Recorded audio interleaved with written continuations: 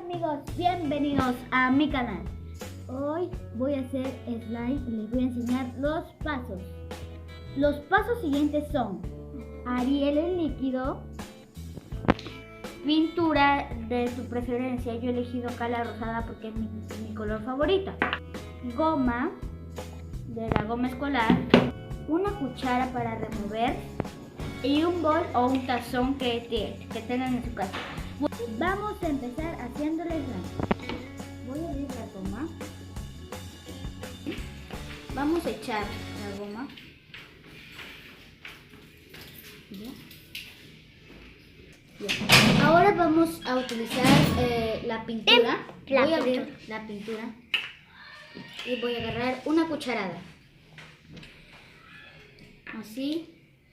Y vamos a meter aquí. Ahora ya lo mezclo. Así.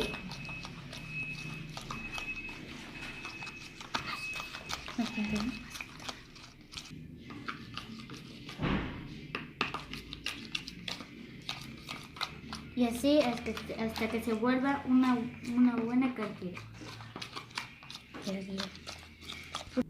Ahora acá aparece la magia, amiguitos. Vamos a echarlo. Ya. Y ahora vamos a remover. A mover, mejor dicho.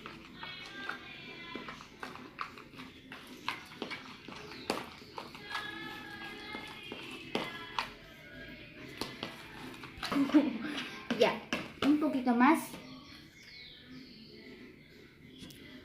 Ya.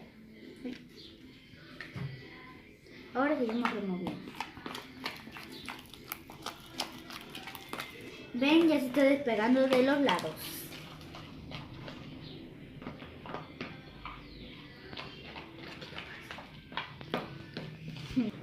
Lo hemos tenido que echar un poco más porque no despegaba. Y ahora sí. Seguimos removiendo hasta que la mezcla esté homogénea. Vean, ya se está despegando de los lados. ¿Ven? Ya lo estoy yo ya despegando de los lados. Dejamos de acá. Ahora vamos a agarrar y vamos a dejar esto por un lado. Y vean, a mí ya está. El slime nos quedó súper bien.